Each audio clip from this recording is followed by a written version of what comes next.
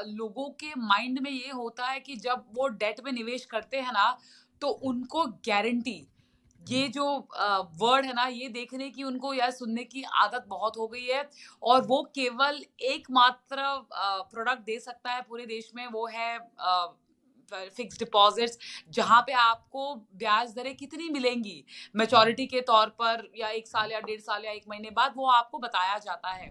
जो corporate bonds की एक कैटेगरी है, जहाँ पे आप, जैसे आप इक्विटी में, शेयर बाज़ार में आप शेयर में निवेश करते हो, ठीक उसी तरह आप डायरेक्ट बॉन्ड्स में भी निवेश कर सकते हो। इसकी रेटिंग जो है पब्लिक को बताई जाती है, सारा छापे में आ जाता है। तो जो ट्रिपल ए की जो रेटिंग है, वो सबसे हाईएस्ट रेटिंग मानी जाती है हमारे देश में। और उसकी जो सेफ्टी और सिक्योरिटी परसेप्शन जो है, उसकी सबसे ज़्यादा होती है। आमतौर पे ये बहुत काफ़ी बड़ी वेल रिसर्च कंपनीज होती है, जिसको हम इक्विटी की भाषा में जैसे लार्ज कैप भी बोलते हैं। मिड कैप्स या मिड मार्केट्स में भी आपको कुछ-कुछ ट्रिपल ए के सौदे मिलेंगे, बॉन्ड्स खरीदने को मिलेंगे। हमारे पास 5, 6, 8 साल, 10 साल का जो ग्रोथ कैपिटल जैसे हम बोलते हैं, वहाँ पे अगर लगाने की बात आई, तो वो पैसा आप फिक्स इनकम में या डेट में ना लगाएँ। जो आपकी जो इन्वेस्टमेंट डिसीजंस है, वो पूरी की पूरी तरह एज के हिसाब से नहीं लगा सकते। आपकी गरज कितनी है, आपकी नीड कितनी है। आप 23-24 साल के हो, 25 साल के हो, अगले 2 या 3 साल में आपको शादी करनी है, आपको घर खरीदना है, तो आपके सिर पे इतना सारा खर्चा है, तो आप शायद ही लंबी अवधि के लिए पैसा लगा सकते हो। तो आपकी पोर्टफोलियो में शायद फिक्स्ड इनकम का उतना ही इम्पोर्टेंट रोल होता है जितना कि इक्विटी का। Fill it, shut it and forget it. ये मैं बहुत सीरियसली अपने पर्सनल पोर्टफोलियो में ध्यान देती हूँ। आप मानोगे नहीं, मैं केवल साल में 1 बार खोलती हूँ मेरा जो पोर्टफोलियो है, इन्वेस्टमेंट पोर्टफोलियो। जब मुझे सीए को रिटर्न्स फाइल करने के लिए मुझे उनको बताना पड़ता है।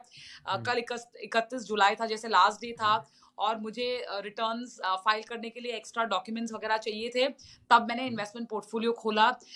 इससे ये बहुत इम्पोर्टेंट सीख हमें जो मिलती है कि ये जो डिसिप्लिन है, ये 3, 6, 9 महीने के परफॉर्मेंस का मोहताज नहीं है।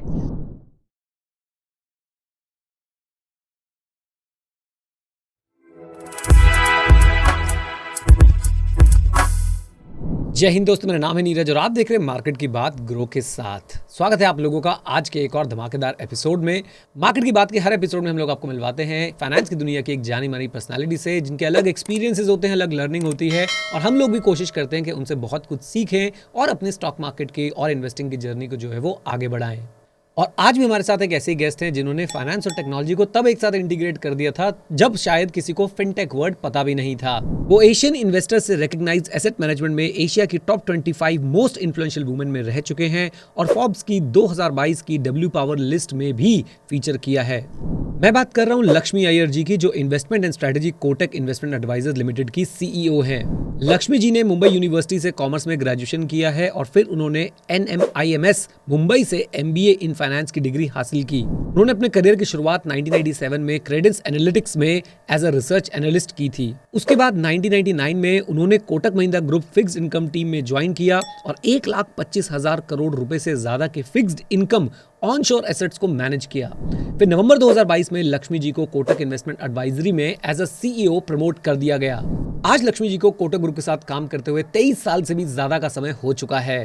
तो देरी किस बात की, उठा लीजिए अपनी नोटबुक, उठा लीजिए अपना पेन, उठा लीजिए अपनी पानी की बोतल और शुरू हो जाइए इस एपिसोड में हमारे साथ एक जर्नी पे, जहां आपको सीखने को मिलेगा फाइनेंस के बारे में बहुत कुछ, कि कैसे आप अपने पर्सनल फाइनेंस को अच्छे से मैनेज कर सकते हैं। नमस्ते ma'am, welcome to the show. कैसे हैं आप? बस सब बढ़िया, माहौल अच्छा है, मौसम अच्छा है, ठीक है। That's great. सबसे पहले तो मैं कॉन्ग्रेट्स बोलना चाहूँगा, कॉन्ग्रेचुलेशंस आपको बोलना चाहूँगा। CIO कोटक AMC से अब आप हो गए हैं CEO investment advisory business at Kotak investment advisers. तो सबसे पहले तो बहुत बहुत मुबारक हो आपको। और इसी से क्वेश्चन भी मेरा रिलेटेड है, वो ये कि दिन में क्या बदलाव आया है? पहले आपका दिन कैसे बीतता था जब आप डेट साइड पे थे, और अब आपका दिन जो है कैसे बीतता है जब आप इन्वेस्टमेंट एडवाइजरी के CEO बन चुके हैं? देखिए, रोल या डेजिग्नेशन जो भी हो, मार्केट का काम तो छूटता नहीं है। और जैसे कि हमारे जो खून में जो मार्केट बसा हुआ है उसको तो कोई निकाल ही नहीं सकता। तो as CEO of investment and strategy जो है, जहाँ पे मैं हूँ कोटक इन्वेस्टमेंट एडवाइजर्स में, मेरा रोल जैसे कि मेरे एसेट मैनेजमेंट में था, उसी के समान है।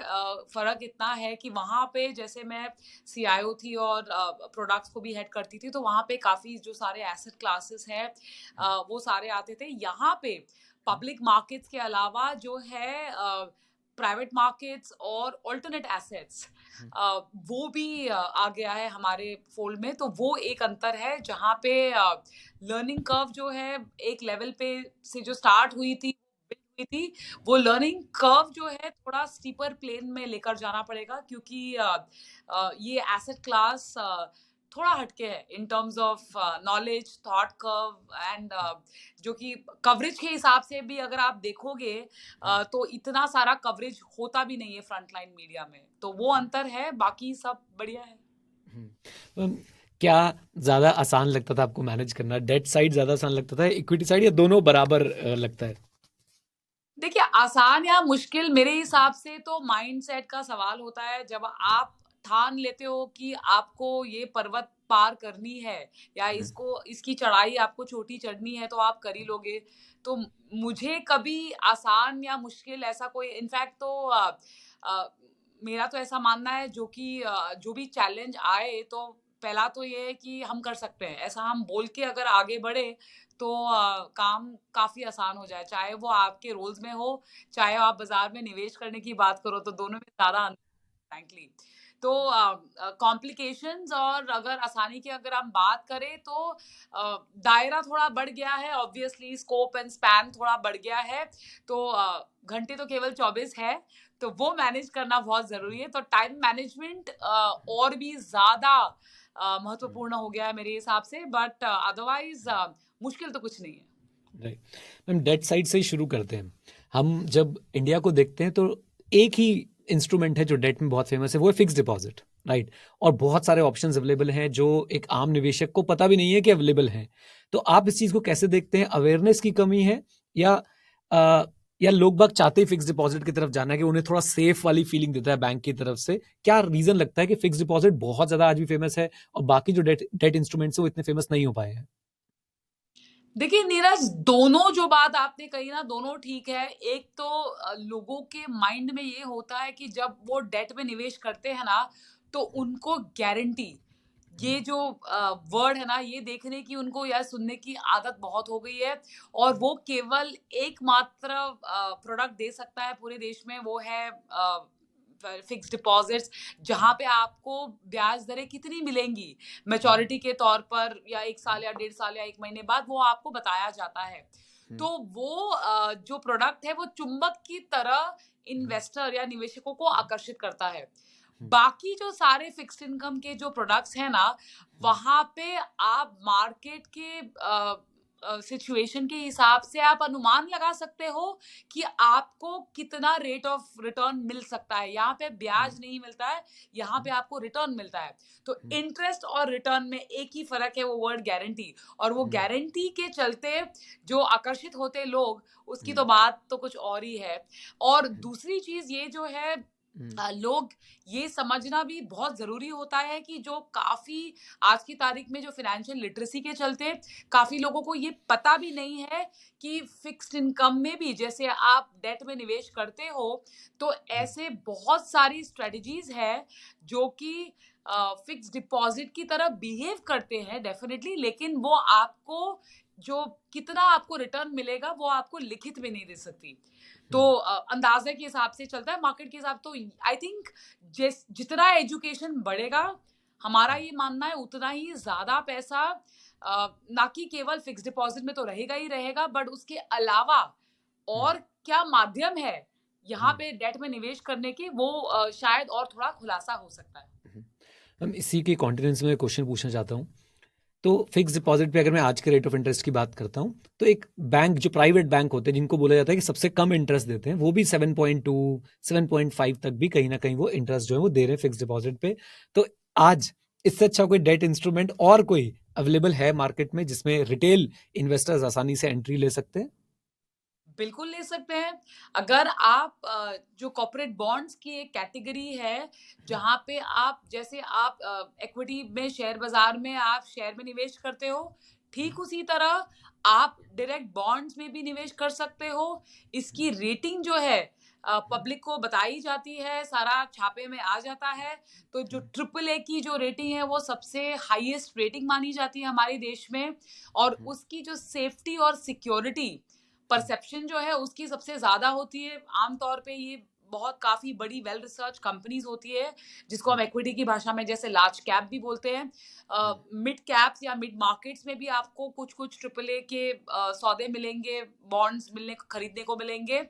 इसके अलावा म्यूचुअल फंड के माध्यम से भी आप टारगेट मैच्योरिटी फंड, जैसे आज आप 2023 में पैसा लगाते हो तो 2028 तक यानी 5 साल का अगर आप टारगेट मैच्योरिटी फंड चुनते हो, तो वो मैच्योरिटी डेट पर ये फंड मैच्योर हो जाएगा, और ठीक ठीक बैंक फिक्स डिपॉजिट की तरह ही उसकी मैच्योरिटी डेट होती है। और आज की तारीख में अगर आप निवेश करोगे तो 5 साल का बॉन्ड, आमतौर पे 5 साल का बॉन्ड 7.5 पौने 8 के रेंज में है, वो कैटेगरी के बॉन्ड इस फंड में निवेश किया जाता है। तो बहुत सारे ऑप्शंस है। अगर आपको केवल बैंक फिक्स डिपॉजिट से खुशी नहीं होती तो क्या आप डिवर्सिफाई कर सकते हो।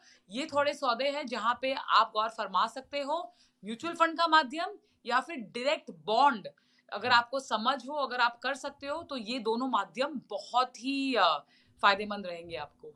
राइट। आई थिंक यहाँ पे वही बात हो जाती है जो आपने पहले बताई कि वो 7.2% फिक्स्ड जो है वो बहुत अट्रैक्ट करता है, जो आपने बताया कि चुंबक की तरह निवेशकों को खींचता है। वो शायद बॉन्ड में इतने ज्यादा लोगों को ये बात समझ ना आती हो। एनीवेज, मैं अब आपसे पूछना चाहता हूँ कि मैं उल्टा क्वेश्चन पूछूंगा कि डेट में इन्वेस्ट कब ना करें, कौन से पैसे को मैं डेट में ना डालूं? देखिए, बहुत लंबी अवधि का पैसा होता है। समझो कोई अगर आपसे बातचीत करने के दौरान आपको बताता है हमारे पास 5, 6, 8 साल, 10 साल का जो ग्रोथ कैपिटल जैसे हम बोलते हैं, वहां पे अगर लगाने की बात आई तो वो पैसा आप फिक्स इनकम में या डेट में ना लगाए। और मैं काफी दर्शकों को ये बोल चुकी हूँ, डेट जो है वो नींबू पानी की तरह होता है। आप सर्दी में भी पी सकते हो, गर्मी में भी पी सकते हो, गुनगुने पानी में पियो, ठंडे पानी में पियो या रूम टेम्परेचर में पियो। तो वो फिक्स इनकम जो रोल है आपके पोर्टफोलियो में, वो एक स्टेबिलिटी का रोल निभाता है। और जो इक्विटीज है या जो आप शेयर बाजार में जो निवेश करते हो, वो रेड बुल की तरह होता है। वो जो है आपके पोर्टफोलियो का स्टेरॉइड्स बूस्टर होता है, जो आपको पौष्टिकता देता है, नरिशमेंट देता है, और एनर्जी बूस्टर जिसे हम बोलते हैं। वो अगर आपको वैसा पैसा लगाना हो तो वो आप डेफिनेटली फिक्स्ड इनकम में ना लगाइएगा। मतलब अगर किसी के पास, मैं अपना एग्जांपल लेता हूँ, मेरे पास अगर एक पैसा है जो मुझे 5 साल तक जिसकी नीड नहीं है या 7 साल तक जिसकी नीड नहीं है, वो पैसा मुझे डेट में नहीं लगाना चाहिए, वो मुझे इक्विटी के अंदर ही जो है वो लगाना चाहिए। जी राइट। बिल्कुल, जी बिल्कुल। राइट। और जो छोटी अवधि के लिए मेरे पास पैसा पड़ा हुआ है, उसको मैं चाहता हूँ कि उसकी लिक्विडिटी भी बनी रहे, उसकी सेफ्टी भी बनी रहे, क्योंकि जब मुझे शायद जरूरत हो आने वाले 2, 3, 4 साल में, तो मुझे वैसा मिल जाए, वो मुझे डेट की तरफ लगाना चाहिए। राइट। जी बिल्कुल ठीक बात। राइट।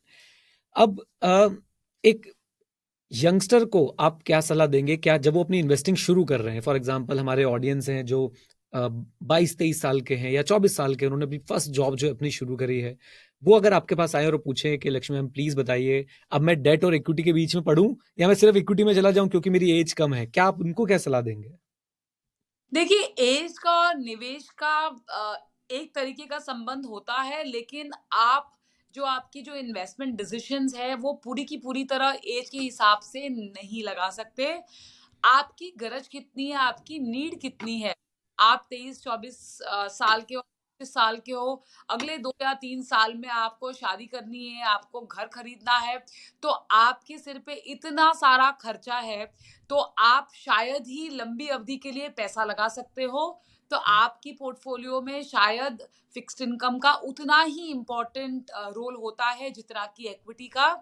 अगर आप उसको हम फ्लिप करेंगे और बताएंगे कि हम 35 साल के हैं, हम शादीशुदा है, हमने घर भी खरीद लिया है, और अब हमारे पास कोई इमीडिएट जैसे हम बोलते हैं कैपिटल एक्सपेंडिचर नहीं है, तो हम उसका जो है झुकाव थोड़ा ज्यादा इक्विटी के यहाँ पे कर सकते हैं। इन सब में एक अंडरलाइन जो थ्रेड ये है कि अपना एसेट एलोकेशन जो हम तय करते हैं वो हमारी रिस्क एपेटाइट के ऊपर होता है, और हमको जितना जल्दी और कितना समय में हमको पैसे की जरूरत है। क्या आप 6 महीने में घर खरीद रहे हो या 6 साल में घर खरीद रहे हो, ये अगर आपने माइलस्टोन तय कर लिया, उसके बाद आप बैकवर्ड कैलकुलेशन करके आप उतना पैसा डेट या इक्विटी में लगा सकते हो। यूजुअली हम देखते हैं कि जो फॉर्मेटिव ईयर्स होता है जहाँ पे आपकी स्टेडी इनकम स्ट्रीम हो, जैसे आपने बताया अर्निंग कैटेगरी या सैलरी कैटेगरी हो, जो आपने शुरू करने की अब बात चले, तो आप किश्तों में भी पैसा लगा सकते हो, क्योंकि आपकी जेब खर्ची ज्यादा होगी, आपको सेविंग्स भी करना होगा, आपको सब कुछ करना होगा। तो आप किश्तों में भी आप बाजार में पैसा लगा सकते हो, चाहे वो इक्विटी में हो चाहे वो फिक्स्ड इनकम में हो।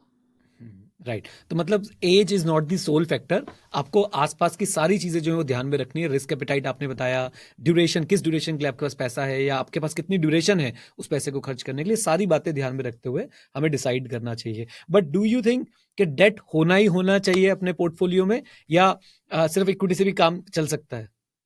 देखिए, थोड़ा बहुत जो अगले 3 4 5 महीने का जो भी आपका जो एक्सपेंडिचर होगा, जिसको हम इमरजेंसी फंड या कॉर्पस बोलते हैं, हमारा मानना है उसको आपको डेट में रखना बहुत जरूरी है।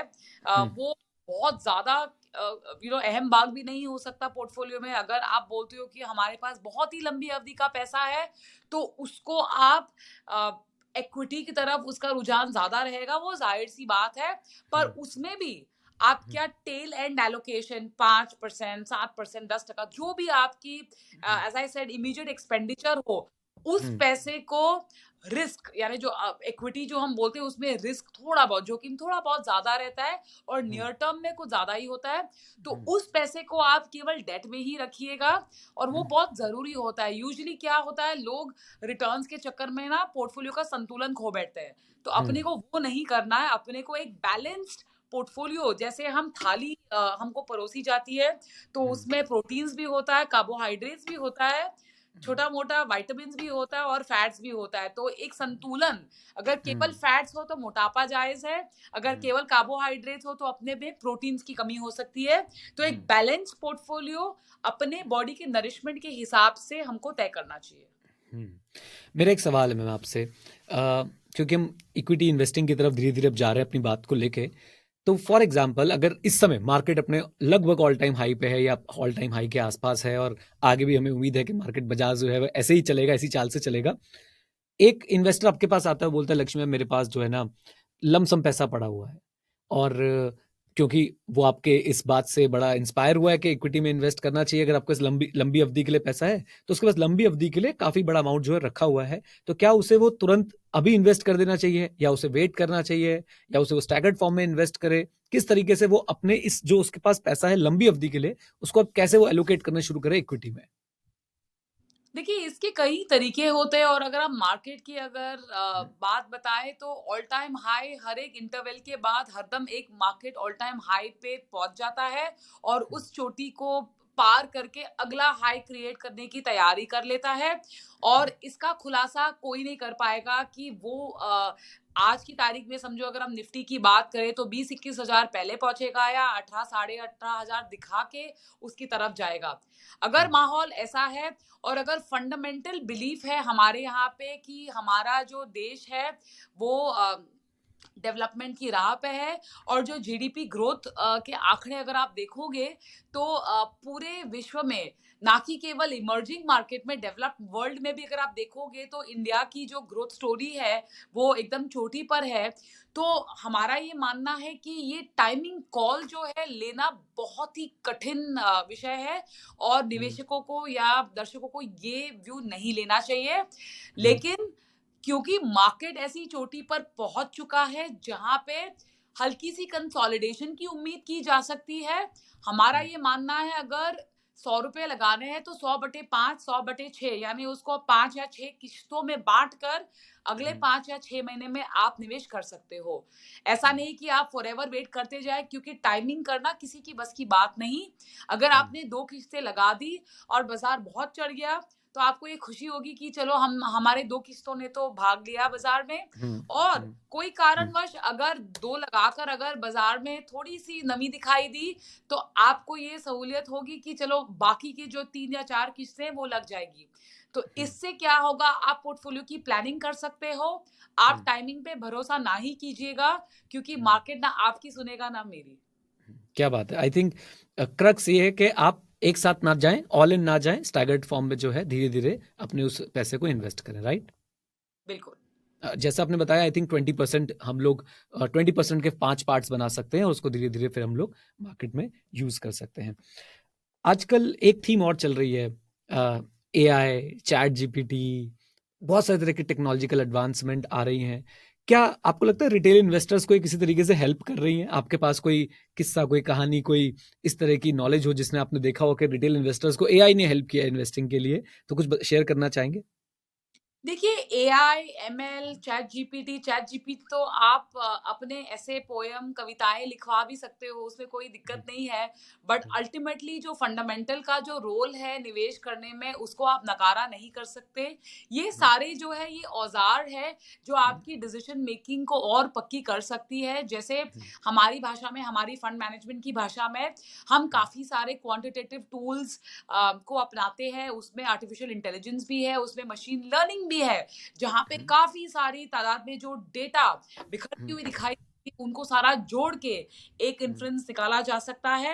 लेकिन जैसे मैंने बताया, ये सारे माध्यम हैं, ये सारे आपके अस्त्र हैं, जिसको आप डिप्लॉय करके आप अपनी निवेश की रणनीति तय कर सकते हो। लेकिन क्या आप इसी को कोर पे रखे या इसको सिंहासन पे लगा के आपको लगेगा कि इसके बियॉन्ड कोई ज़िंदगी नहीं है, वो बिल्कुल गलत है। आज के बाज़ार में भी इंडिया ऐसी कंट्री है, जहाँ पे आप बॉटम अप स्टॉक पिकिंग, यानी जो स्टॉक पिकर्स का जो हम मार्केट जैसे हम बोलते हैं, कुछ आने वाले सालों तक हमारे हिसाब से ये ट्रेंड बरकरार रहेगी। और वहाँ पे जो ह्यूमन स्किल सेट है, इसका रोल आप कंप्लीटली डाइल्यूट नहीं कर सकते। तो थोड़े जो एनेबलर्स हैं, वो डेफिनिटली अगर आप देखोगे तो हम सारे अपने रोजमर्रा की जिंदगी में डेफिनिटली यूज कर रहे हैं।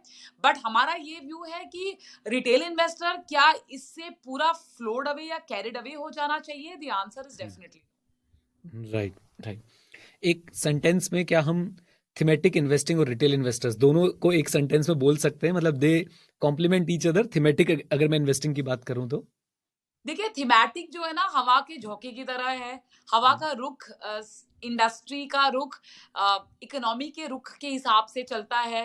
तो एक डिवर्सिफाइड पोर्टफोलियो क्रिएट करके, जहाँ पे फोकस ये है कि बॉटम अप स्टॉक पिकिंग, यानी स्टॉक चुन चुन के आप पोर्टफोलियो क्रिएट करते हो, और स्टॉक्स वो दायरे में और सेक्टर्स वो दायरे में, वो खांचे में जुड़ जाते हैं। हमारा ये फोकस रहना चाहिए, हम उन मैनेजरों को चुने, हम उन सेगमेंट्स को चुने जो हमारे साथ ये ग्रोथ के बढ़ाव में हमारा साथ दे सकते हैं। राइट। मैं एक बात इस पे और पूछना चाहता हूँ आपसे। एक रिटेल इन्वेस्टर को कितनी म्यूचुअल फंड स्कीम्स जो है वो अपने पोर्टफोलियो में रखनी चाहिए? ये बड़ा इंपॉर्टेंट क्वेश्चन बन जाता है और बहुत बहुत लोग इस पे बिल्कुल ही डिफरेंट डिफरेंट चीजें बताते हैं और रिटेल इन्वेस्टर हमेशा कंफ्यूज रहता है। मैं आपकी राय जानना चाहूंगा और मैं उसका ना बेसिस भी जानना चाहूंगा कि आप जो बोल रहे हैं वो क्यों बोल रहे हैं, उसका थॉट प्रोसेस क्या है, प्लीज। देखिए, मेरा फंडा बहुत क्लियर रहा है नीरज, काफी टाइम से, कि आपकी हथेली में 5 उंगलियां है। छठी या सातवीं के लिए कोई जगह नहीं है, हाथ डिस्टॉर्टेड लगेगा। बच्चे आप कितने मैनेज कर सकते हो? अगर आप पाठशाला में, कक्षा में अगर आप टीचर हो, आप छात्र को पढ़ाते हो, तो अगर बहुत सारी भीड़ मची रहेगी, तो जाहिर सी बात है कुछ बच्चे में आपका ध्यान बढ़ जाएगा, कुछ बच्चों में आपका ध्यान बिल्कुल भी नहीं रहेगा। आपके जो पोर्टफोलियो में म्यूचुअल फंड मैनेजर्स है, ठीक उसी तरह होना चाहिए जैसे आप अपने बच्चों को संभालते हो, या जो आपकी घर गृहस्थी को संभालते हो। बहुत अगर ज्यादा पैर पसार लोगे तो भी दिक्कत है, बहुत अगर कम में रहोगे तो भी दिक्कत है। तो मेरे हिसाब से अगर 3 से 5 अच्छे मैनेजर्स, जहां पे आप स्टाइल में और उनको जो चुनने का जो तरीका होना चाहिए वो स्टाइल के माध्यम से होना चाहिए। अगर आप उनको स्टाइल की भाषा में अगर आप उनको सेग्रीगेट करके, और काफ़ी सारे माध्यम है जहाँ पे आपको ये प्रक्रिया दिखाई देगी एज़ अ रिटेल इन्वेस्टर। आपको डीआईवाई यानी डू इट योरसेल्फ करने की ज़रूरत नहीं पड़ेगी। तो 3 से 5 अगर आपके good quality well rounded mutual fund managers रहेंगे, तो I think it is absolutely okay. Right, मतलब स्कीम वाइज ना जाके आप कह रहे हैं मैनेजर वाइज जाएं। बिल्कुल। राइट, एक एक बात मेरे मन में बहुत ज़्यादा, बार बार मैं अपने आप से भी सवाल पूछता हूँ कि जब हम म्यूचुअल फंड के रिटर्न्स देखते हैं, राइट, तो बहुत अच्छे दिखते हैं, 16% आ रहा है जी 10 साल में, 15% आ रहा है CAGR 10 साल में, लेकिन इन्वेस्टर्स नहीं मिलते जिन्होंने इतना रिटर्न कमाया होता है आपको म्यूचुअल पता फंड्स। हाँ जी, आपको हाँ पता जी। क्यों? क्योंकि वो खुद ही ज़िम्मेदार है उस रिटर्न्स के। हम्म, म्यूचुअल फंड्स जो हम देखते हैं या जो रिटर्न्स के जो आंकड़े आपको दिखाई देते हैं वो लॉन्जिविटी के हिसाब से होते हैं। हमारे यहाँ पे हम क्या करते हैं, जो हम रिटेल, अगर मैं एक रिटेल इन्वेस्टर का अगर हैट पहनूं, तो द मोमेंट हम पोर्टफोलियो में लाल देखते हैं हमको रिडेम्पशन मारना रहता है, और द मोमेंट हमको ग्रीन दिखता है हमको प्रॉफिट बुकिंग कर कर उस पे और हम पैसा लगाने की सोचते हैं। यूजुअली क्या होता है कि you should let your profits run, ऐसे होता है फंड मैनेजमेंट की भाषा में। लेकिन जब रिटेल इन्वेस्टर के अगर हम दायरे में अगर आप बात करें, तो हमको हर एक न्यूज पे रिएक्ट करना बिल्कुल जरूरी नहीं है। तो ये बात मैं बहुत काफी लोगों को, दर्शकों को, निवेशकों को बता चुकी हूँ कि हम बहुत मेहनत करते हैं कि हम पैसा खोएं, हम बहुत मेहनत करते हैं कि हम कम पैसे कमाएं। मार्केट तो वैसा ही है, म्यूचुअल फंड स्कीम भी वैसा ही है, और ट्रैक रिकॉर्ड भी बरकरार है। मतलब हर स्टेशन पे उतरना ज़रूरी नहीं है, आप बैठ के आराम से जो है वो बाहर के नज़ारों के मज़े लेते रहिए, और जब अपना एक गोल जो अचीव हो जाए, जब अपना स्टेशन आए तो ही उतरिए, राइट। बिल्कुल, धूप भी होगी वहां पे, बरसात भी होगी, सेल्फी खींचिएगा, इंस्टाग्राम पे पोस्ट कीजिएगा। मैम, आज अगेन मार्केट की वैल्यूएशन पे आते हैं, और मार्केट की वैल्यूएशन जो है वो अच्छी, मतलब मुझे लगता है कि ऑन अ हायर साइड दिख रही है। कुछ सेक्टर्स आज भी आपको ऐसे दिख रहे हैं जो मार्केट की इस वैल्यूएशन के साथ कैचअप नहीं कर पाए और काफी अंडर वैल्यूड चल रहे हैं। मैं इंडिविजुअल स्टॉक की बात नहीं करना चाहता, मैं बात करना चाहता हूँ सेक्टर वाइज। कोई सेक्टर आपको ऐसा दिखता है जिसमें अभी भी ऐसी उम्मीद है कि अब ये शूट करेगा, पूरी मार्केट शूट कर चुकी है लेकिन अब ये शूट करेगा? देखिए, दो जो बीटन डाउन दो सेक्टर्स ऐसे हैं जो कि डिफेंसिव माने जाते हैं आज की तारीख में भी। काफी वैल्यूएशन के तौर पे भी अगर आप देखोगे तो उसमें काफी बाकी है ब्रॉडर मार्केट्स के हिसाब से, वो है आईटी और फार्मा। फार्मा सेक्टर की अगर हम बात करें तो जो यूएस जेनेरिक्स वगैरह में पेन पॉइंट था वो हल्का सा उसमें खुलासा हो गया है, प्राइसिंग एबिलिटी भी आती हुई दिख रही है, अर्निंग्स भी ठीक ठाक चल रही है। और जब हम फार्मा की बात करें तो हम हेल्थ केयर यानी हॉस्पिटल वगैरह सबको ऐसा कंसोलिडेटेड पैक की हम बात करते हैं, तो वहां पे थोड़ा सा हमको लग रहा है कि जो ग्रीन शूट्स है वो अर्निंग्स भी सपोर्ट कर रही है और वैल्यूएशंस भी ठीक ठाक है। आईटी सेक्टर हमको लगता है काफी टाइम तक कुंभकर्ण की नींद सोया हुआ है। अब शायद एक और क्वार्टर तक शायद पेन आ सकता है, क्योंकि अगर अब ये क्वार्टर की अगर हम बात करें, Q1 के जो रिजल्ट आए हैं कुछ खास नहीं है आईटी सेक्टर के लिए। पर हमको लगता है इंक्रीमेंटली जो न्यूज फ्लो आ रही है अगर वो ठीक ठाक आ जाए, यूएस में भी अगर ब्याज दरें बढ़ने रुक जाए, जो कि हमको लगता है अगले 2-3 महीने में रुक जाएंगे, तो ये सारी जो चीजें हैं जो हेडविंड के तौर पे थी आईटी सेक्टर के लिए, वो धीरे धीरे से टेलविंड की तरफ दिख रही है। तो ये पहले तो फार्मा सेक्टर और आईटी सेक्टर दूसरा है जो हम ट्रैक करना चाहेंगे। फार्मा सेक्टर में तो एक्सपोजर लिया जा सकता है, आईटी सेक्टर में सिलेक्टिवली। और तीसरा जो सेक्टर है जो काफी अच्छा चल चुका है, लेकिन हमारा व्यू है कि कोई भी इकोनॉमी में बीएफएसआई यानी बैंकिंग फाइनेंशियल सेक्टर में, बैंक और एनबीएफसी में अगर आप देखोगे तो बैंकिंग सेक्टर में हमारा रुझान थोड़ा ज्यादा है, बिकॉज बैंक की जो लेंडिंग हो रही है वो काफी हद तक रिटेल या कि जो ग्रेन्युलर लेंडिंग हो रही है, और वो क्रेडिट ग्रोथ जो है आज की तारीख में भी बरकरार है। तो ये 3 सेक्टर स्पेसिफिकली फार्मा और बैंकिंग हमको ठीक लग रहा है। एक क्वार्टर के लैग से शायद हम आईटी के सेक्टर की तरफ भी थोड़ा झुकाव बेटर हो सकता है। हाँ, तो ये तो 3 सेक्टर्स डेफिनेटली रडार में तो है हमारे। राइट। मैं आज के फिर से यंगस्टर्स के तरफ जाता हूँ। यंगस्टर्स नहीं, बहुत सारे लोग इसमें इन्वॉल्व हो रहे हैं, फैसिनेट हो रहे हैं बल्कि इन शब्दों से। एक है एल्गो ट्रेडिंग या एल्गो इन्वेस्टिंग, देन हमारे पास आता है क्वांट इन्वेस्टिंग। तो इस तरह के शब्द जो मार्केट में अब बहुत ज़्यादा यूज़ होने लग गए हैं और बहुत ज़्यादा एल्योर करते हैं एक आम व्यक्ति को कि मैं भी ये करूँगा जिससे मेरे लिए मशीन बाय कर लेगी और मशीन ही वो सेल कर देगी और मैं उसमें से मनी जो है वो अर्न कर लूँगा। तो सबसे पहले तो अगेन, क्या रिटेल इन्वेस्टर्स को इस तरफ जाना चाहिए? जाना चाहिए तो किस तरह की बातें ध्यान में रखनी चाहिए? या ये एक फैड की तरह है, आएगा चला जाएगा? जबकि ऐसा माना जाता है कि यूएस में तो आज की डेट में बहुत सारा पैसा इसी तरीके से जो है वो मैनेज किया जा रहा है एंड देन फिर वो प्रोफेशनल लोग मैनेज कर रहे हैं। तो रिटेल इन्वेस्टर्स को क्या ये सारी चीज़ें सूट करती है? अभी इंडिया इतना मैच्योर हो गया है कि इस तरह की चीज़ें जो है अब रिटेल इन्वेस्टर्स यूज़ कर सकते हैं? देखिए, अगर विश्व की हम बात करें, यूएस का एग्जाम्पल अगर मैं लूँ तो हुँ, 1980s 1990s में अगर आप देखो तो एआई का वहाँ पे हुँ, स्टॉक्स में कितना आप रिटर्न कमा सकते हो, इस पे काफ़ी सारी विवाद हुए, काफ़ी सारे डिस्कशंस हुए और हुँ, चवन्नी अट्ठन्नी एक्स्ट्रा हुँ, हम कैसे कमा सकते हैं, जिसको हम बोलते हैं एनहांस्ड रिटर्न्स।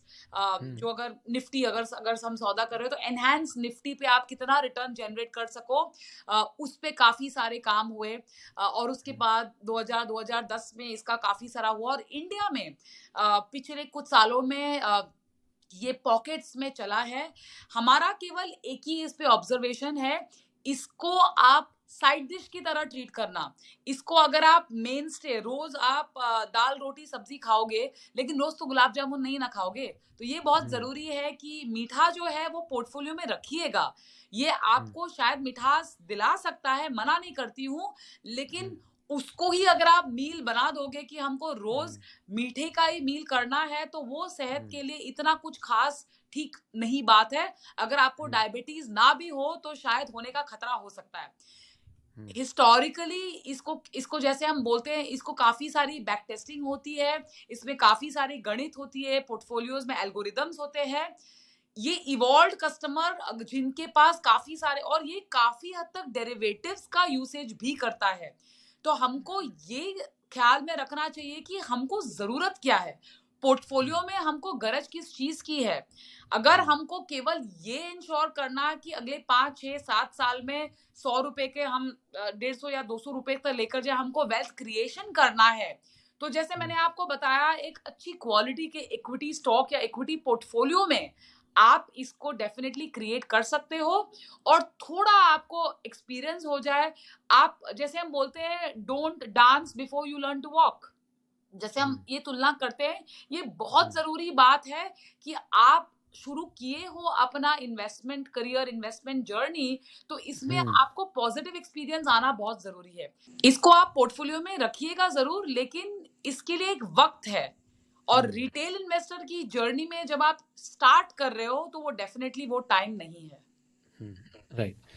अब अ, हमारे ऑडियंस आपसे जानना चाहेगी कि आप अपनी पर्सनल जो मनी है उसको आप कैसे इन्वेस्ट करते हैं? किस प्रोपोर्शन में? मतलब एक बॉल पार्क फिगर हमें परसेंटेज में मिल जाए कि डेट में क्या जाता है, गोल्ड में क्या जाता है, इक्विटीज़ में क्या जाता है?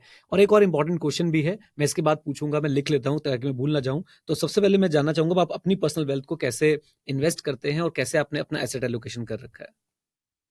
नीरज, मैं ऑनेस्टली बहुत ही बोरिंग इन्वेस्टर हूँ। मेरा हुँ, ये मानना है कि fill it, shut it and forget it. ये मैं बहुत सीरियसली अपने पर्सनल पोर्टफोलियो में ध्यान देती हूँ।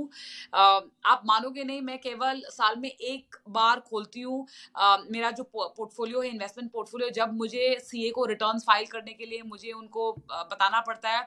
हुँ, कल 31 जुलाई था, जैसे लास्ट डे था, हुँ, और मुझे रिटर्न्स फाइल करने के लिए एक्स्ट्रा डॉक्यूमेंट्स वगैरह चाहिए थे, तब मैंने हुँ, इन्वेस्टमेंट पोर्टफोलियो खोला। इससे ये बहुत इम्पोर्टेंट सीख हमें जो मिलती है कि ये जो डिसिप्लिन है, ये 3, 6, 9 महीने के परफॉर्मेंस का मोहताज नहीं है। और हुँ, जैसे समय का पहिया है, जो ऊपर जाता है उसने नीचे आना है, परफॉर्मेंस भी किश्तों में आती है। ऐसा हुँ, नहीं है कि हर दम फंड मैनेजर चोटी पर ही होता है या परफॉर्मेंस हमेशा अव्वल नंबर पे होता है। तो इसलिए एसेट एलोकेशन पे ज़्यादा ध्यान देना बहुत ज़रूरी है। हिस्टोरिकली हमने ये भी स्टडीज़ किए हुए, जहाँ पे हुँ, 90% से ऊपर का जो रिटर्न जनरेशन होता है, वो राइट एसेट एलोकेशन के संतुलन से बनता है। और मेरा पर्सनल पोर्टफोलियो जो है वेल्थ क्रिएशन यानी जो ग्रोथ ओरिएंटेड पोर्टफोलियो के माइंडसेट से है, क्योंकि मेरा जो है स्टेडी स्ट्रीम ऑफ इनकम है, मंथली सैलरी मिलती है मुझे। तो बल्क ऑफ माय पोर्टफोलियो जैसे 80-85% जो है, क्लोजर टू 85% जो मेरा पोर्टफोलियो है वो इक्विटीज में लगाया हुआ है, और वो सारा जो है म्यूचुअल फंड के माध्यम से ही लगा हुआ है। दहेज में मेरे पास एक ही स्टॉक है, कोटक बैंक, क्योंकि मैं कोटक की एम्प्लॉई हूँ, तो मुझे इसॉप से मिल जाता है। वो मेरे डीमैट अकाउंट में पड़ा हुआ है, मेरे पास और कोई स्टॉक नहीं है। और जो बैलेंस हिस्सा है वो बटा हुआ है, जो कि इमरजेंसी कॉर्पस, जो कि फिक्स्ड इनकम में, जो कि again fixed income mutual funds में पड़ा हुआ है। और जो टेल हिस्सा है 5% ऑफ द पोर्टफोलियो, वो गोल्ड में पड़ा हुआ है। वहां पे वो टर्म इंश्योरेंस की तरह है, जैसे टर्म इंश्योरेंस हमारे लाइफ के लिए है, ठीक उसी तरह गोल्ड मेरे ये फिनेंशियल पोर्टफोलियो का रिस्क कवर है।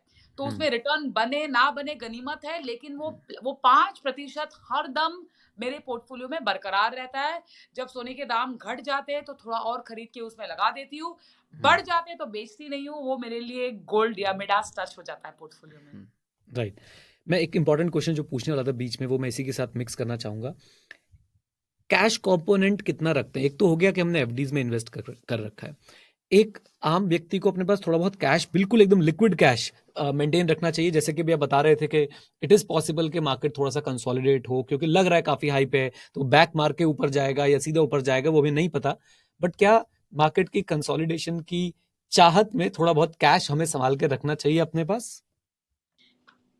देखिए नीरज, मेरा मानना है कि जिस पोर्टफोलियो में हम निवेश करते हैं वो फंड मैनेजर्स थोड़ा बहुत तो कैश रख ही लेते हैं पोर्टफोलियो में। तो अगर वो कैश रख रहे हैं और हम भी कैश रख रहे हैं तो इसमें डबल काउंटिंग हो जाती है, तो इसका कोई मतलब होता नहीं है। और उसका ये भी मतलब होता है कि हम मार्केट से बियॉन्ड कुछ जानते हैं। तो मेरा यही मानना है कि अगर रिटेल कोई निवेश निवेश करना चाहता है ये बाजार में, तो पोर्टफोलियो मैनेजर को चुनने में ज्यादा वक्त बिताए, ना कि मार्केट की टाइमिंग के ऊपर कॉल ले। हमको पता नहीं वो शतक कब बनेगा वो बैट्समैन का, लेकिन उसको क्रीज पे बरकरार रहना बहुत ही जरूरी है। अब वो हर बॉल पे तो छक्का नहीं मारता है, चौका नहीं मारता है। कभी कभी उसको वंस और टू से भी खुश होना पड़ता है, कभी कभी तो उसको बल्ला घुमाने को भी नहीं मिलता है, लेकिन क्रीज पे डटे रहना बहुत बहुत जरूरी है। राइट। एक सवाल मेरे पास है। आजकल यंग जनरेशन फायर के बारे में बहुत बात करती है, फाइनेंशियल इंडिपेंडेंस, अर्ली रिटायरमेंट, ये बड़ा ही आम टॉपिक बन गए हैं। ये आप ट्विटर खोल लीजिए, यूट्यूब खोल लीजिए, कोई ना कोई आपको जो है वहां से ज्ञान की प्राप्ति हो ही जाएगी फायर के बारे में। तो फर्स्ट ऑफ ऑल मैं एज एन इंडिविजुअल में आपके थॉट्स जानना चाहता हूँ कि आपने कभी फायर वाली फिलॉसफी के बारे में सोचा, कभी वो मन में आया तो आपने उसे कैसे फिर जो है एग्जीक्यूट करने के बारे में, क्या आपके पास कोई प्लान है, या आपने बोला कि नहीं ठीक है, I love my work and I will keep on working? आप क्या सोचते हैं इस फिलॉसफी के बारे में? फिर इस जनरेशन के लिए क्या मैसेज है वो जानने की कोशिश करेंगे। देखिए, फाइनेंशियल इंडिपेंडेंस मेरे हिसाब से ऑक्सीजन की तरह है। जैसे आपको ब्रीथ और सरवाइव करने के लिए ऑक्सीजन की जरूरत है, वैसे ही फाइनेंशियल इंडिपेंडेंस बहुत ही जरूरी है। रिटायरमेंट अर्ली जो है वो बहुत ही निजी चीज होती है। अगर आप, जैसे आपने एकदम ठीक बताया, मैं तो लोगों को बोलती हूँ रजनीकांत रिटायर, रजनीकांत जो है Rajinikanth retire, can't right. Retire. हाँ हाँ। काम मेरा पैशन है, मुझे इतनी खुशी होती है अगर आप मुझे, मैं 6 घंटे सोती हूँ 24 घंटों में, और मुझे योगा और पिलाटेस करती हूँ हर ऑल्टरनेट दिन, तो उससे जो मुझे एनर्जी मिलता है, मुझे रिटायरमेंट के बारे में कभी ख्याल नहीं आया। But financial independence, financial planning मेरे लिए कंप्लीटली नॉन नेगोशिएबल है। और उसके लिए एक बहुत जरूरी चीज है जो आजकल वॉनबीज, यंग इन्वेस्टर्स, रिटेल इन्वेस्टर्स, जो भी आप बोलो नाम से, वो भूल जाते हैं कि जैसे रियल लाइफ में विलन होता है, वैसे रियल लाइफ में एक महंगाई का विलन होता है, जो कि है इन्फ्लेशन। तो इन्फ्लेशन एडजस्टेड आज की तारीख का जो आमदनी आपका है और उसके हिसाब से जो आप खर्चे उठाते हो, वो 10 साल बाद वो नहीं रहने वाला है, वो 10 साल के बाद बढ़ने ही वाला है। तो उस हेतु से आपको फाइनेंशियल प्लानिंग और फाइनेंशियल इंडिपेंडेंस दोनों मेरे हिसाब से नॉन नेगोशिएबल है। रिटायरमेंट तो आपकी मर्जी, आपने अगर आंकड़े लगा दिए और अगर आपके पास इतने पैसे हैं आज, तो आप रिटायर कर लो, पर मैं तो नहीं करने वाली। मेरा अगला क्वेश्चन वही था, कैसे कोई देखिए वैसे तो आई नो एक्सेल पे बहुत सारे फॉर्मूलेज लग सकते हैं, present value, future value and what not. एक बॉल पार्क फिगर अगर एक आम व्यक्ति निकालना चाहे, सोचना चाहे कि okay this is the amount जो मेरे पास आ जाए तो मैं रिटायर हो जाऊंगा, तो वो क्या कोई फॉर्मूला है आपके पास, कोई सिंपल तरीका है पता लगाने का कि किस किस तरीके से हम वो बॉल पार्क फिगर निकाल पाए जिसको जो हमारे पास आ जाए तो एटलीस्ट हम फाइनेंशियली इंडिपेंडेंट फील करें। फिर जैसा आपने बताया कि रिटायर हो या ना हो वो हमारी चॉइस होगी, लेकिन हम फाइनेंशियली इंडिपेंडेंट फील करें। नहीं नीरज, इसके लिए थोड़ी बहुत गणित लगानी बहुत जरूरी है। ये हम गट थिंकिंग नहीं कर सकते। आज हमारी आमदनी कितनी है, हमारा खर्चा कितना है, ये हमको एक्सेल शीट या कैलकुलेटर में लगाना बहुत ही जरूरी है। और आने वाले 10 सालों में, 15 सालों में हमको कितना पैसा चाहिए, ये शौक के ऊपर भी निर्भर होता है। साल में एक बार आप छुट्टी मनाते हो, आप कितने दिन रेस्टोरेंट में खाना खाते हो, कितने दिन खुद घर पे पकाते हो, ये सारी जो चीजें हैं ना, इसको आपको इनकॉर्पोरेट आपकी जो महीने की जो खर्च जो आप करते हो, एक्सपेंडिचर, उसमें आपको ये आंकड़े लगाना बहुत ही जरूरी है। और उसके बाद आपको वो जो नंबर है, वो जो 100 रुपया समझो, आपको पता है कि 10 साल में मुझे 100 रुपया चाहिए, फिर हम बैकवर्ड वर्किंग कर सकते हैं कि महीने की इतनी अगर हम किस्त करेंगे, और ये 10 या 12% के हिसाब से, एंड 10-12% भी अगर आप बोलोगे तो साइंस इसका ये है, पिछले 15-20 सालों ने शेयर बाजार में इंडिया में 10 से 12% का आपको रिटर्न कमा के दिया है। साल भर साल नहीं, बट कंपाउंडेड अगर हम बात करें 10-15 साल में, वो गणित हम लगा के बहुत आसानी से ये तय कर सकते हैं हमको रिटायरमेंट में कितना पैसा चाहिए। उसके पहले हम ये तय कर सकते हैं हमको कौन सी एज में हमको रिटायर करना है। तो ये दो चीजें हैं, ये अगर आप नंबर लगा दो तो आपको आंकड़े खुद ब खुद आ जाएंगे। और ये गणित और ये नंबर हर आदमी, हर औरत के लिए बहुत अलग होता है, क्योंकि आदमी की इंडिविजुअल टेस्ट और एक्सपेंडिचर और इनकम सब अलग होती है। राइट, मतलब एक बार बैठ के एक्सरसाइज जरूर करनी पड़ेगी ये वाली। उसके बाद भी आप एकदम एग्जैक्ट फिगर नहीं निकाल पाएंगे, एक नियर अबाउट फिगर निकाल पाएंगे। एक फाइनेंशियल मिस्टेक जो आपको लगता हो आपने की है और उससे क्या आपने सीखा, अगर आप शेयर करना चाहें ऑडियंस के साथ। 2 मिस्टेक बताती हूँ। एक तो मैंने लेट शुरू किया थोड़ा इन्वेस्टमेंट्स, वो भी मेरी कलीग ने मुझे काफी पुश किया कि आप स्टार्ट कर दो।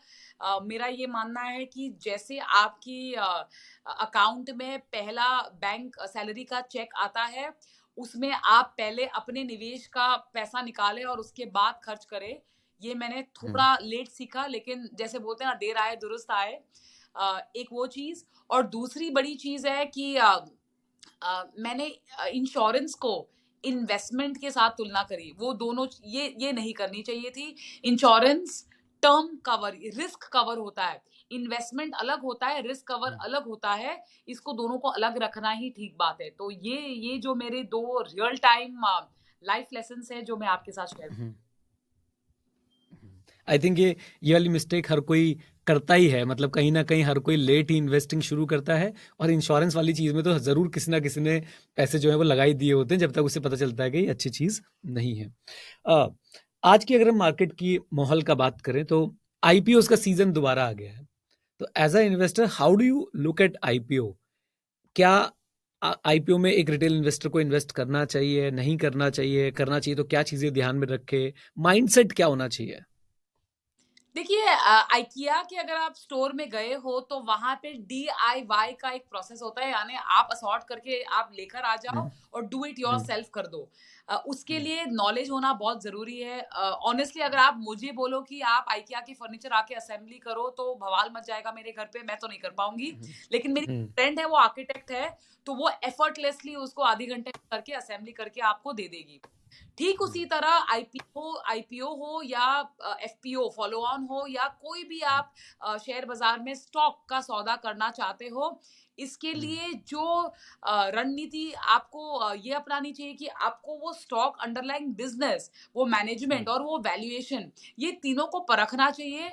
इतना टाइम आपको कमिट करना चाहिए कि आप इसको परखो, जानो और उसके बाद निवेश करो। ये तुलना करो कि इसकी इंडस्ट्री में जैसे आपने आईपीओ का उदाहरण दिया, तो आईपीओ में अगर आप देखो तो ये सेक्टर, ये क्षेत्र में, ये बिजनेस में रिलेटेड स्टॉक्स कौन है, लिस्टेड में कौन है, अनलिस्टेड। अगर आपके पास ये सारे वेरविदल है, अगर आपके पास ये सारे औजार है, और उसके ऊपर आपके पास टाइम है, जो कि आजकल टाइम की सबसे ज्यादा कमी होती है लोगों को, अगर ये दोनों चीज आपके पास है तो जरूर आप आईपीओ में भाग लीजिएगा। आप केवल दोस्त ने बताया, इन्होंने बताया, उन्होंने बताया, इस तौर पे आप डेफिनेटली निवेश ना कीजिएगा, क्योंकि हिट्स जितने होते हैं उतने ही मिसेस होते हैं, जितने हीरो होते हैं या हीरोइन होते हैं उतने ही जीरोस भी होते हैं। तो ये ध्यान रखना बहुत जरूरी है कि हमारा ये बहुत ही मेहनत से कमाया हुआ पैसा है, हम बहुत आसानी से इसको छोड़ देते हैं। तो ये हमको बहुत ध्यान रखना चाहिए। अगर नॉलेज हो तो डेफिनेटली कीजिएगा, या फिर बहुत सारे एक्सपर्ट्स हैं जो आपको व्यू देते हैं, बहुत सारे सलाहकार हैं जिससे आप व्यू ले सकते हो, डेफिनेटली उनके सर्विसेज पे डिगिन करिएगा। राइट। मैं आपसे एक पर्सनल इंसिडेंट जो है वो शेयर करना चाहता हूँ। So one of my friend, I am a qualified chartered accountant, और मेरे साथ और भी बहुत सारे फाइनेंस डोमेन वाले लोग जो हैं जुड़े हुए हैं। तो ऐसे ही एक दिन हम बातचीत कर रहे थे, तो I just started talking about investing. And मेरी एज 37 है। आज से मैं 2-3 साल पहले की बात बता रहा हूँ, तो लगभग 34-35 साल का रहूँगा मैं उस समय। मेरी फ्रेंड की भी एज बिल्कुल सेम थी। जब मैंने उनसे बात करी तो उनका कहना था, इन्वेस्टिंग वो तो पापा देखते हैं, मैं तो सिर्फ सैलरी जो है वो लेके आती हूँ, और इन्वेस्टिंग तो पापा देखते हैं। तो ये माइंडसेट कैसे बदला जाए? एंड आई ट्राइड कि नहीं, पापा क्यों देखते हैं, आपको अपना पैसा खुद से मैनेज करना थोड़ा बहुत आइडिया होना चाहिए। चाहे आप म्यूचुअल फंड्स के थ्रू करो, डायरेक्ट स्टॉक से मत जाओ। तो ये माइंडसेट के लिए आप क्या बोलना चाहेंगे? कैसे मैं उस व्यक्ति को मोटिवेट कर सकता हूँ कि ये आपने देखना है, ये आपका जो है डोमेन है, ये आपको पता होना चाहिए? देखिए, ये आपने जो ये उदाहरण दिया ना, ये मैं काफ़ी जब मैं इन्वेस्टर शोज़ में जाती हूँ, जब काफ़ी रोड शोज़ करती हूँ, ये काफ़ी लोग स्पेशली महिलाएँ कुछ ज़्यादा ही कहती है कि ये मेरे पापा देख लेंगे, ये मेरा भाई देख लेगा, ये मेरे पति देख लेंगे। एंड कुछ हम केसेस देखते हैं जहाँ पे आदमी भी सिमिलर काइंड ऑफ रूट अपनाते हैं। मेरा यही मानना है कि अगर खाना आप खाओगे तो पेट आपका भरेगा। खाना किसी और के वहां पे अगर परोसा जाएगा तो उनके खाने से उनका ही पेट भरेगा। ठीक उसी तरह आपकी सेहत के लिए क्या ठीक है, ये आपके अलावा कौन जान सकता है। तो ये बहुत ही जरूरी है। अगर विटामिन डेफिशिएंसी आपकी और इंजेक्शन आपके पापा को लगा दिया जाए तो आपकी तो विटामिन डेफिशिएंसी तो वही रहेगी ना। तो ये बहुत जरूरी है कि ये जानना। और जैसे मैंने आपको शुरू में बताया कि फिनेंशियल इंडिपेंडेंस ये ऑक्सीजन की तरह होता है। ऑक्सीजन हमको जितना चाहिए हमको उतना चाहिए ही चाहिए, ऐसा नहीं है हम उधार से किसी और का ऑक्सीजन लेके इसको हम सर्वाइवल के लिए बोल सकते हैं। तो ठीक उसी तरह वेल्थ क्रिएशन की जो जर्नी होती है, वहां पे खुद का इन्वॉल्वमेंट होना बहुत बहुत बहुत इसेंशियल है। और मेरे हिसाब से ये नॉन नेगोशिएबल है। उसके लिए आपको क्या करना है, मेरी आप सबसे यही गुजारिश है कि आप वो जानिएगा। और ट्रस्ट मी, ये रॉकेट साइंस नहीं है, क्योंकि मैं बोलती हूँ मैं साइंटिस्ट नहीं हूँ। तो अगर ये रॉकेट साइंस नहीं है, ये काफी आसान है। तो केवल, और हमारे यहाँ पे बहुत सारे माध्यम है, बहुत सारे प्लेटफॉर्म्स है जिससे आप हेल्प ले सकते हो, जिसकी मदद से, जिसके द्वारा आप आपके फिनेंशियल जर्नी प्लान कर सकते हो। तो ये सारे औजार अवेलेबल आपके लिए है, तो आप इसको इन्वोक क्यों नहीं करोगे। राइट। एक दो क्वेश्चंस और बचे मैं मेरे पास। एक क्वेश्चन ये, यंगस्टर्स, नॉट मैं मेल और फीमेल में डिस्टिंग्विश नहीं कर रहा हूँ, youngsters they need fast money. वो कहते हैं ये नहीं चाहिए मुझे 12% साल का, 15% साल का, मुझे बताओ 12% महीने में कैसे कमाना है, मुझे बताओ 10% दिन में कैसे कमाना है। How should we convince them और educate them that okay, this is possible, this might be possible for a very short term, on a very short amount, on a very less amount, but this is not possible on big amount and a sustainable basis पे possible नहीं है। आप कैसे convince करेंगे? मान लीजिए मैं ही वो बच्चा हूं जो मैं ये जिद करके बैठा हूं कि मुझे तो 10% पर महीने का चाहिए, तो आप मुझे कैसे कन्विंस करेंगे? नीरज, दिल पिक्चर में एक डायलॉग है, पट्टी तो पट्टी वरना राखी रेडी। अब वो दिल पिक्चर में वो आमिर खान के साथ तो चल गई, लेकिन निवेश के बाजार में ये नहीं चल सकता। तो ये जो तुक्केबाजी जो है, इंस्टेंट ग्रेटिफिकेशन, वो शायद इंस्टाग्राम में चल सकता है, जहां पे आप पिक्चर पोस्ट करोगे और आपको खूब सारी लाइक्स आ जाएंगी, आपको इंस्टेंट ग्रेटिफिकेशन मिल जाएगा और आप बहुत खुश हो जाओगे। जब आप निवेश की राह पे चलोगे तो ये काफी एक लंबी अवधि का एक प्रोसेस है, जहां पे आपको, मेरे हिसाब से वेल्थ क्रिएशन के लिए इसमें आपको चलना अनिवार्य है, ये बहुत जरूरी है। और जितनी आप जल्दी ये जान जाओगे, उतनी ही ज्यादा जल्दी आप कंपाउंडिंग, आपके पोर्टफोलियो में, जैसे आइंस्टाइन ने कहा है कि compounding is the 8th wonder of the world. If you know it, if you are aware of it, you will earn it, else you will pay it. तो अगर आपको पहली कैटेगरी में होना है कि आपको ये अर्न करना है, तो आप जितनी जल्दी ये बात गांठ बांध लो, ये ठीक बात रहेगी। ट्रेडिंग एक डिसिप्लिन वाला काम होता है। विदाउट नॉलेज अगर आप करोगे तो it is very natural that you can burn your fingers. तो अगर आप ये माइंडसेट रख के जाओगे कि I am there for the longer haul, जितना भी हो, that is what is very very important. So keep that big picture मेरे हिसाब से इन माइंड, एंड बाकी सबके लिए तो इंस्टाग्राम है ही। वाह। कुछ निवेशकों को आप अगर ऐसी चीज बताना चाहे जो आप कहते हैं कि this is the fundamental, this is the foundation, कोई चेकलिस्ट हो, कोई विजडम वाली ऐसी बात हो जिसने आपको जो है एकदम ऐसा विजडम दिया हो कि जिसके बाद आपकी इन्वेस्टिंग जर्नी पूरी की पूरी बदल गई हो, कुछ आपने अपने जो गुरुज रहे हैं, मेंटोर्स रहे हैं, जो टीचर्स रहे हैं, उनसे सीखा हो, कुछ ऐसी बात आप आगे कन्वे करना चाहते हैं तो प्लीज। नहीं Neeraj, I have always believe, जैसे मैंने बहुत सारे शोज में भी मैंने बताया है, जो कि मैं निवेशकों को सब शेयर करना चाहती हूँ, कि the magic of investment is compounding.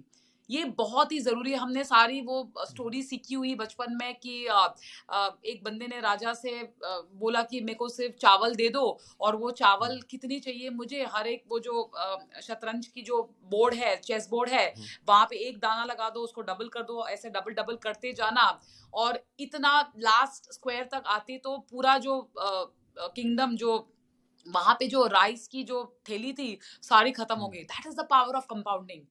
ये मैजिक है, और ये मैजिक आप अपने लिए क्रिएट कर सकते हो, लेकिन इसके लिए स्टार्ट करना बहुत जरूरी है। स्टार्ट कब करोगे? Yesterday was the best time, the next best time is today. तो ये ध्यान रखना बहुत जरूरी है। और लोग ऐसे आके आपको बता, जैसे आपने वो पिक्चर देखी है रॉकी और रानी की प्रेम कहानी, जैसे रानी बोलती है रॉकी को, तू क्या है?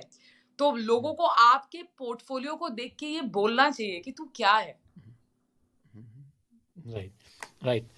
Thank you very much Lakshmi ma'am. बहुत बहुत मज़ा आया, बहुत सारी बातचीत हुई आपसे, बहुत कुछ सीखने को मिला। उम्मीद करता हूँ हमारे जो रिटेल इन्वेस्टर्स हैं, हमारे जो ऑडियंस हैं, वो भी बहुत कुछ सीख के जाएंगे, और कभी आपको कहीं मिलेंगे तो थैंक यू बोलेंगे कि उन्होंने ग्रो पे आपका एपिसोड देखा था और उससे सीख के जो है उन्होंने एक्शन लिया था। Thank you very much once again. Perfect, thank you so much Neeraj, and great to be here. Thank you so much.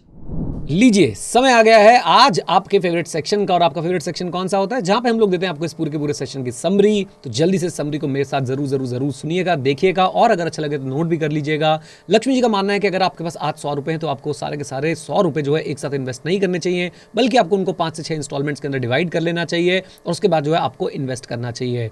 Market को टाइम करना शायद किसी के भी बस की बात नहीं है, लेकिन अगर आपके पास आज पैसे हैं तो आप उसको डिवाइड कर सकते हैं, और आप उसको समय के साथ साथ जो है वो धीरे इन्वेस्ट कर सकते हैं। एक बहुत ही इंपॉर्टेंट जानकारी आज हमें मिली इस सेशन के अंदर, जब मैंने पूछा इनसे कि आपके पास कितने म्यूचुअल फंड जो है वो होने चाहिए, एक आम आदमी के पास कितने म्यूचुअल फंड स्कीम्स होनी चाहिए, तो उन्होंने बहुत ही अच्छा आंसर दिया, और वो आंसर ये था कि आप लोगों के पास स्कीम से ज्यादा जो है वो मैनेजर्स होने चाहिए। यानी आपको अगर 3-4 अच्छे मैनेजर्स मिल जाएं तो वो आपके पैसे को अच्छे से मैनेज कर सकते हैं डिफरेंट स्कीम्स के अंदर। बात चली जब डेट की, तो हमें ये पता चला कि डेट जो है हर किसी के पोर्टफोलियो में थोड़ा बहुत जरूर होना चाहिए। ये आपके पोर्टफोलियो को जो है वो स्टेबिलिटी देता है। नींबू पानी की तरह बताया गया इसको कि हर सीजन में जो है चल जाता है और हमेशा आपको स्टेबिलिटी प्रोवाइड करता रहता है। लेकिन अगर आपके पास पैसा पड़ा है लंबी अवधि के लिए, 5 से 6 साल, आपको अगर उस पैसे की जरूरत नहीं है तो आपको जरूर उसको इक्विटी में लगाना चाहिए, क्योंकि ये इक्विटी है जो आपके पोर्टफोलियो के ओवरऑल रिटर्न को जो है वो ऊपर ले जाएगी। डेट पे हमने जब आगे बात करी तो हमने देखा कि एफडी जो है वो सबको अट्रैक्ट करती है, क्योंकि वहां पे हमेशा रिटर्न्स की गारंटी होती है। लेकिन अगर आप डेट इंस्ट्रूमेंट्स में इन्वेस्ट करके एफडी से ज्यादा पैसा कमाना चाहते हैं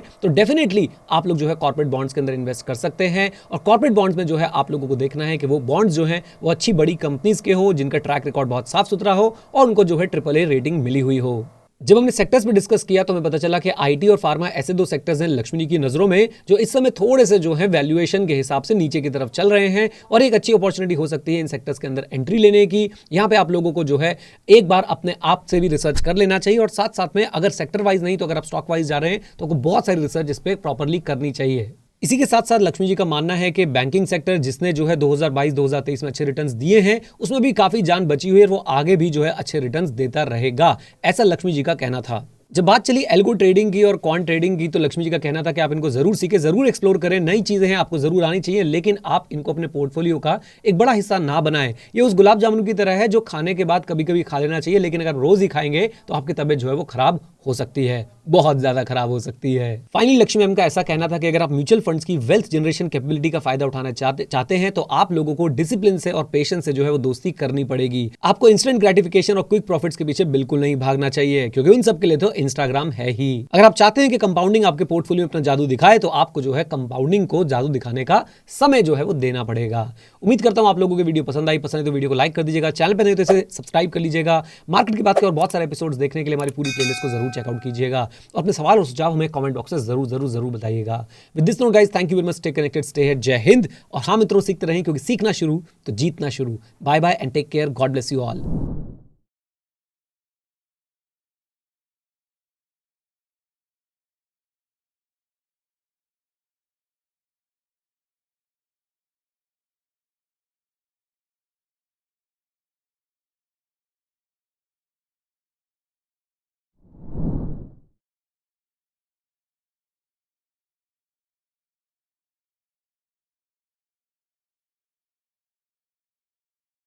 Investment in securities market are subject to market risks. Read all the related documents carefully before investing. Please read the risk disclosure documents carefully before investing in equity shares, derivatives, mutual fund, and or other instruments traded on the stock exchanges.